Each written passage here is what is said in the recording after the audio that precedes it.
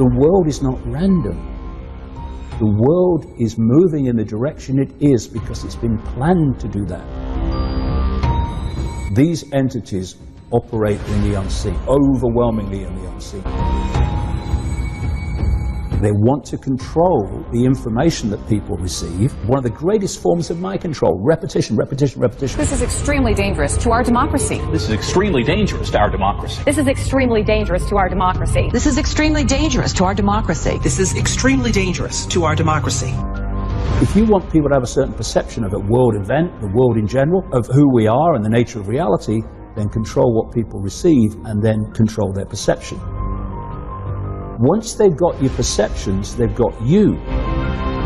Trump is the equivalent of a Hollywood actor on the movie screen. While we are focusing on this minutiae of Trump, anti-Trump, left, right, and all this nonsense that we get caught into, Silicon Valley is becoming the center of global control.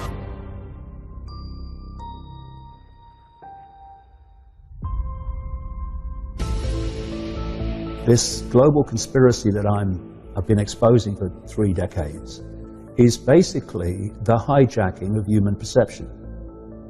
Because if there's a few of you, and compared with the target population of what, 7.5 billion, something like that now, the number of people in full knowledge of what they're doing is tiny. Hundreds, thousands.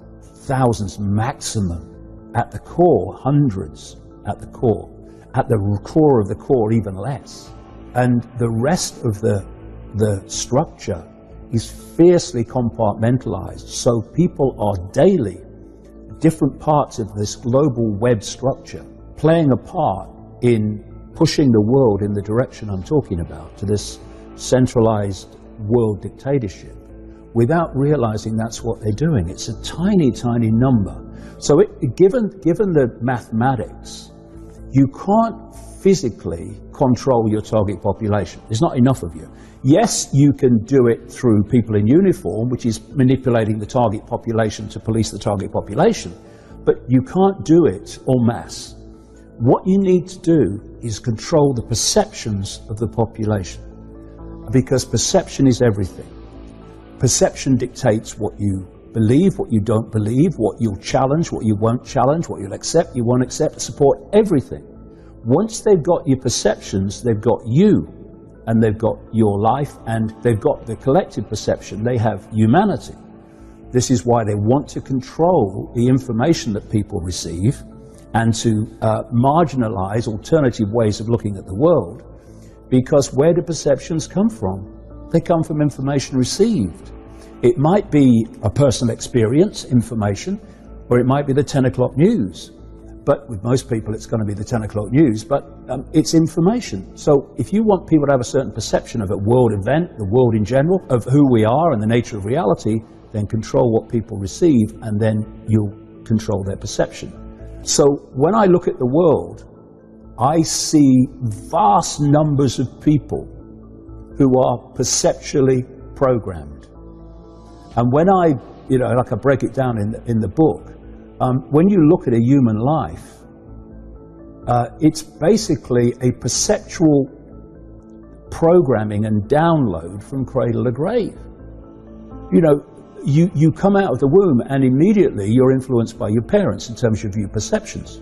And they're not being malevolent, most of the time anyway, the vast majority, but they've been through the system you're about to go through, the process you're about to go through. They've bought it, accepted it as normal, accepted the crazy place to be sane, and therefore, out of wanting to do right for you, they'll pass those perceptions on to you. And then, take a deep breath, take a step back, look at it again. When you think about it, Brian, you come out of the womb, and within 4 years, you've only just got here. You're sitting at a desk with an authority figure representing the state's version of everything in front of you, telling you when you have to be there, when you can leave, when you can speak, when you can go to the toilet, when you can eat, what is, what isn't, what's possible, what's not possible, and the nature of everything. And this goes on all the way through your formative years, into higher education, if that's where you go.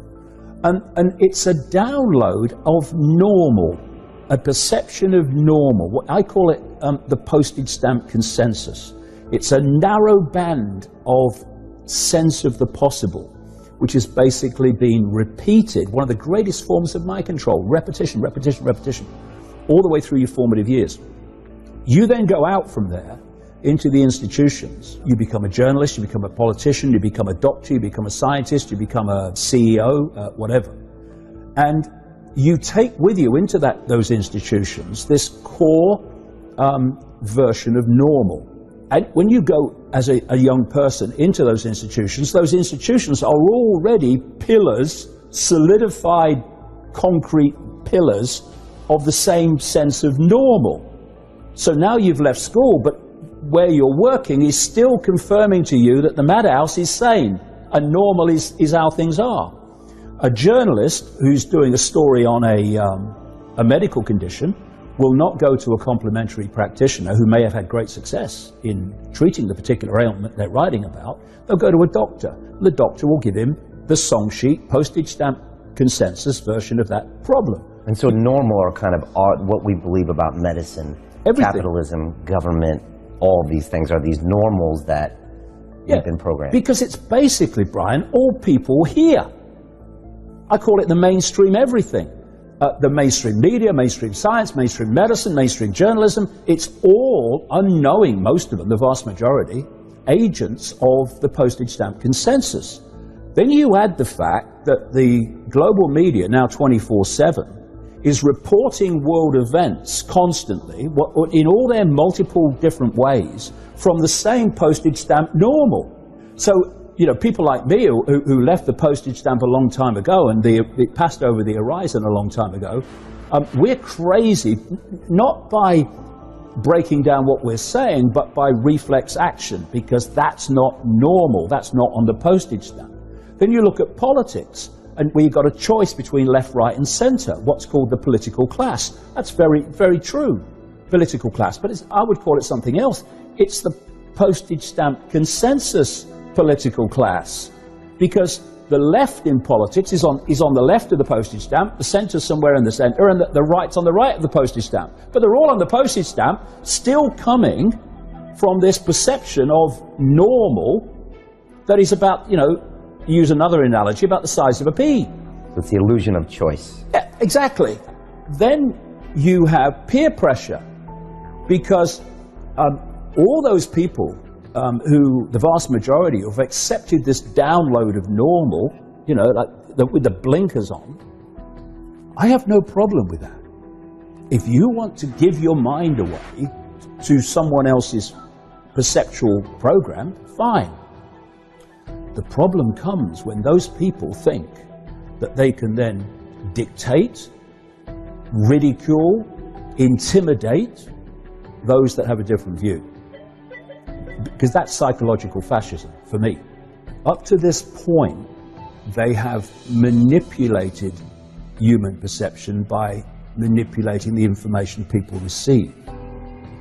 The plan is to go beyond that, where they are the perception. And what I'm talking about, of course, is artificial intelligence, which brings us back to the devil's playground, Silicon Valley.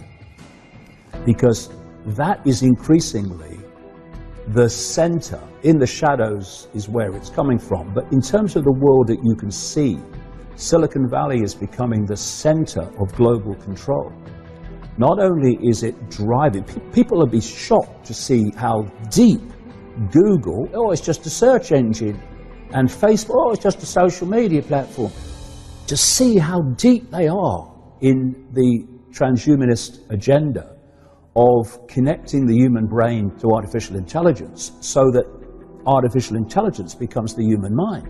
And that's not me pulling this out of the ether. I'm quoting there a Google executive, Ray Kurzweil, one of the global PR men for Frankenstein. Is he a Google exec? I know he's at Singularity University. He's a Google exec at the Singularity University. Okay. And he has said that by 2030, and that's a date, a year that keeps coming up again and again, 2030, the human brain will be started to be connected to artificial intelligence. And I'm quoting Kurzweil here. And then artificial intelligence will do more and more of human thinking until there is no human thought and artificial intelligence is doing it all. Now, why are they openly saying this now? Because the sales pitch is it will make us superhuman. So isn't that great? Getting the population, especially the young, or will be the adults then, addicted to technology is all about the here, kitty, kitty, kitty, preparing people to accept this. So you've got that agenda at the end of this road of the human mind as we know it being replaced by artificial intelligence. But out of the same, as I was mentioning a few minutes ago, out of the same devil's playground, Silicon Valley, is coming the Google, Facebook, etc., algorithmic censorship more and more of the alternative media using various excuses. Because what they do is this, they'll give you an excuse, oh, we've got to stop jihadis. Okay, right. So, oh yeah, we'll stop jihadis. Okay. And then they widen it and widen it. It's not jihadis anymore, it's people like me. And other people that are questioning the official narrative, and they pull them in. So the alternative media is under tremendous pressure now, and suppression, because it's challenging the narrative. And that changes perception. Change perception, you change the world.